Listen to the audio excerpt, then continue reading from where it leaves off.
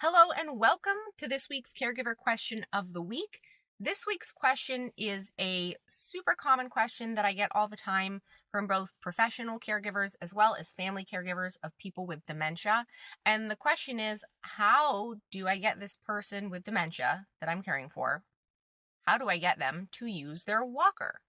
So, we're going to dig into that here in just a second. First, my name is Amelia. I'm an occupational therapist. I'm also the very proud owner and founder of Higher Standards Caregiver Training, which trains non medical caregivers, and the very proud co founder of WCN University. That's Whole Care Network University, which is an amazing resource site for family caregivers to get education on lots of different topics from lots of different subject matter experts. So make sure you check those things out. Also, this is for educational purposes only. So make sure if you hear anything that makes you think someone needs it, that you are talking with your personal healthcare provider or the healthcare provider of the person that you care for, as this is not a substitute for health or medical advice, and it's not a substitute for a therapeutic relationship. Okie doke. That's over. Let's answer the question. So how do you get someone with dementia to use their walker? And the quickest way to answer this question is to say that if someone with dementia wasn't using their walker before they got dementia, then it's pretty unlikely that that person is actually going to use the walker. And this has to do with the fact that people with dementia, once they reach a certain stage of dementia, are really not able to take on new learning. They're not able to do things and learn to do things that they weren't previously doing. So new learning stuff is kind of a no-go for folks with dementia. So what do you do though? It's not like you can just let someone fall. It's not like you just let them wander around and hit the floor, right? We still have to do something.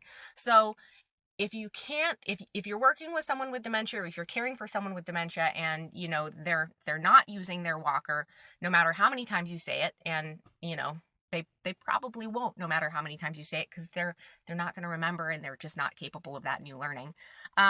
What do you do for that person? All is not lost. Okay, this is what I really want you to take away. All is not lost. It's not like this person is never ever going to be safe to get up and move around again. But we have to think a little bit more strategically about it. And the fact is, it's a little bit more complicated than just giving someone a mobility device, or a walker or something like that.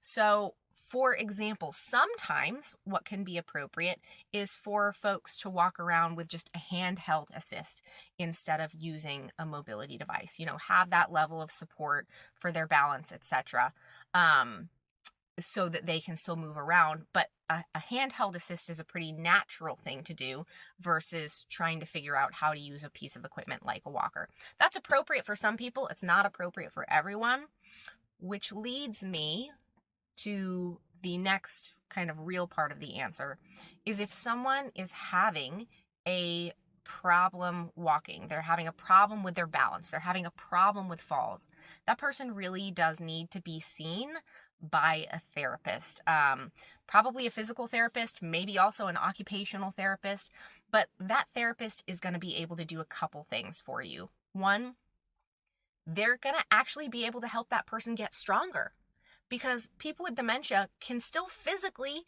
get stronger and still physically be rehabilitated. So there's no reason to think that the person that the person who maybe right now needs a walker can't have their balance or their strength improved to a point where maybe they don't need a mobility device anymore. A lot of times that is super, super possible. So that's one thing that the therapist is going to be able to do for you. The second thing that the therapist is going to be able to do for you, though, is to help you figure out what the safest possible solution is, regardless of whether or not the person that you're caring for can get strong enough to be able to walk safely without a mobility device. They're going to be able to look at the specific person, the specific situation, the environment that they're in, and they're going to make recommendations and hopefully give you education too, so that both the person that you're caring for who has dementia, as well as you, are set up for success.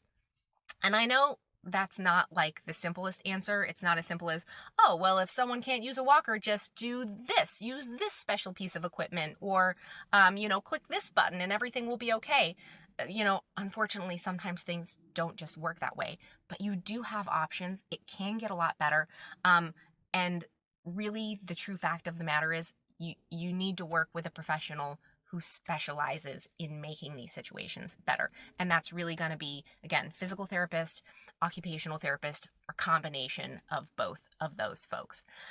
Okay, so that was the answer for this week's Caregiver Question of the Week. If you have a care question, please make sure to ask it, and I will do my very best to answer. You can submit it totally privately. All you have to do is click the link to fill out the form that goes along with this post, and you don't have to share your name, you don't have to share your email. Literally, the only thing that you have to share is your question. And if I can't answer it, then I will work to find the person who can, to bring them on Caregiver Question of the Week, and we will do our best to address it together. Okay, y'all, until next time, please stay healthy, stay well, and most of all, take care. Bye.